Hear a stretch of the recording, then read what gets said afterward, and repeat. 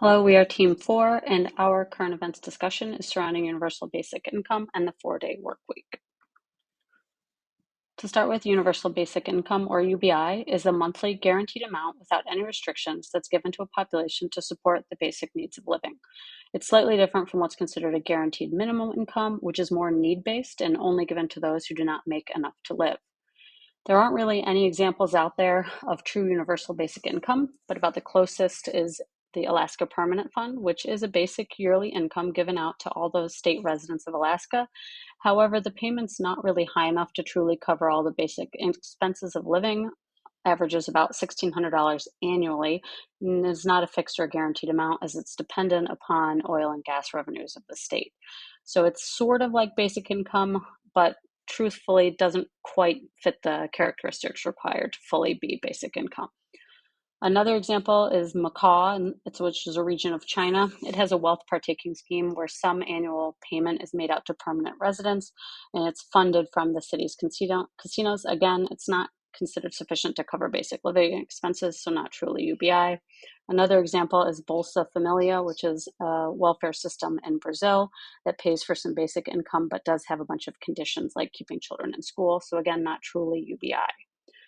The issues with UBI are that there's a strong kind of pro and con. People in support of it feel like it'll allow people support to get advanced education by having basic income and necessities covered.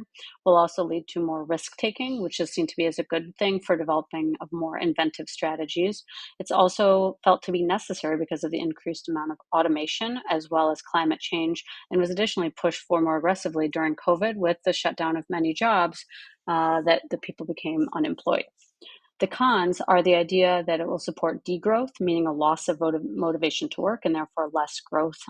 And additionally, there's this concern of how expensive it will be, and the idea that if you're working less or there's less people working, there will be less of a tax base to fund this expensive program.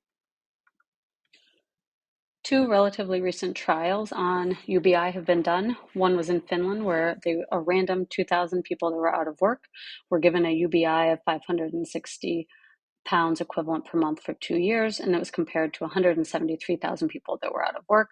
However, they were only subjective responses, and as you can see, there were slight differences between people who said they were living comfortably okay, people who were employed with slightly more, and depression was seen to be different between the two groups as well as life satisfaction. However, interestingly, this was not adopted. One of the issues was that politicians really got behind it and were against it, saying and publicly spread the word that it would lead to poor work ethic. It also failed to show a dramatic increase in people finding jobs, and it was also a very flawed study. It was not even close to universal, and it was a relatively small amount of money and a small amount of people in the study. And the other issue is that the study period happened to overlap with when there were changes in the ability to access unemployment. The other study is actually a study that's ongoing. It was only started in 2023, so the results are pending. And in this situation, it's what England is attempting as a UBI trial. However, it's only 30 people, and they're to receive £1,600 per month for 2 years. Some of these people are in Jarrow, which is in northeast England, and some are in East Finchley, which is in North London. Their idea is to evaluate this unconditional sum effect on the physical and mental health. However, there already are several concerns related to the study, including the very small number, as well as the decision to have some of the people live in Northeast England versus some of the people live in North London, where the thought is that the cost of living is significantly different between these two areas. So again, the results are pending and we'll see.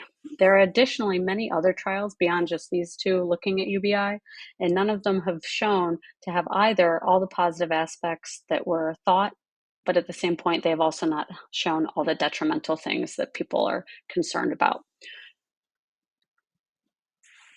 I'll now turn over the remainder of the presentation to my teammates, and my apologies for not being physically able to attend the class.